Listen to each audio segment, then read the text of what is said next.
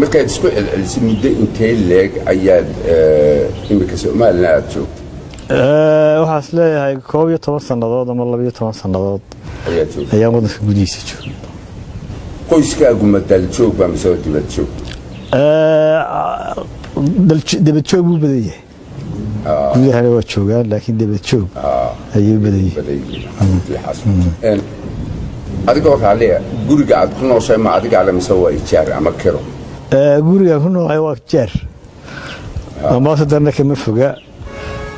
intii aan Hargeysa ku soo noqdayna guri kalaabaan ku jiray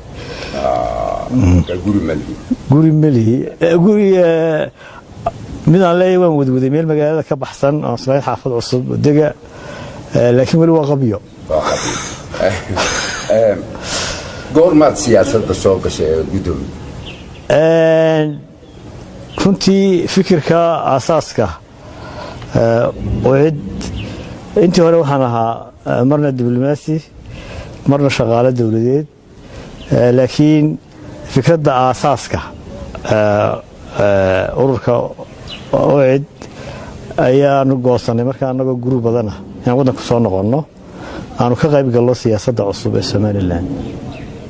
waxaa jira intii Soomaaliland ay qarannimadeeda dib u la soo noqotay gooni sultaaga ku dhawaaqday 4 dawladood baynu ka marana oo Cabdiraxmaan Allah u naxariistay iyo Cigaal Allah u naxariisto riyaala iyo madaxweynaha hadda waa 4 maamul ayaa jiray kulli halka aad ku socotaana waa kursigan lazman Soomaa طبعا واجد haddiiba lagu doorto oo rajadaadu ay rumowdo baan ku rajaynayaa maxaa cusub aad isleedahay waanay jirin intii hore ku soo kordhinaysan dab Ahmed oo kulliba de waa arag baa tahay oo madaxweynaha wada soo shaqeys siyaasadda wadamadu waa isku mid in la hagaajiyo waxa jira mooyaane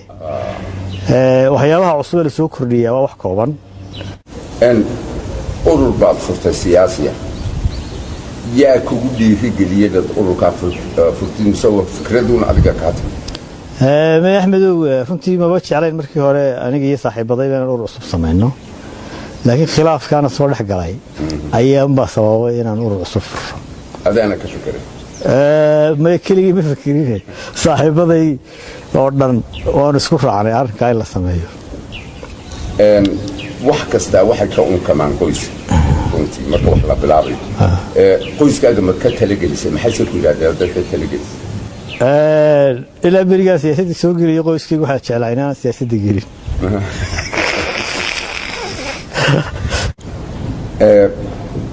su'aalo ka yara baxsan tan siyaasadda gudoomiye weligaa ma lagu xidhay garan maayo wala xidhin marka waa laguma xidhin lama xidhin madaxweynaha Itoobiya magaciisa ma taqaan madaxweynaha Itoobiya waa la kulmay dhowr sheer laakiin hadda magaciisa korka kama hayo waxaan u malaynayaa kulli maba garanay sidoo markaa waad yaray balas habkii ugu dambeeyay Soomaaliland Britishka ma xasuusataa magaciisa ما قرنا لكن دبريا مش نشتري ملاحظة هذا ما حصلت لكن هذا كرر أيه حين نقول كذا شكوي كبير جدا به يا كرر بن مغلي كذا وهاكي قدام بيجي وكيقول رئيس الوزراء هتجيبوتي رئيس جيبوتي ما رئيس المطار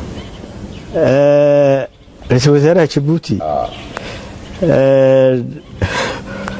waliba muddo imika soo xaao Ismaaciil baa doortay oo magacaabay sida sharcigu dhigayana waan anfara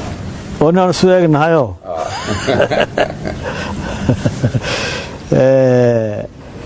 waxa laga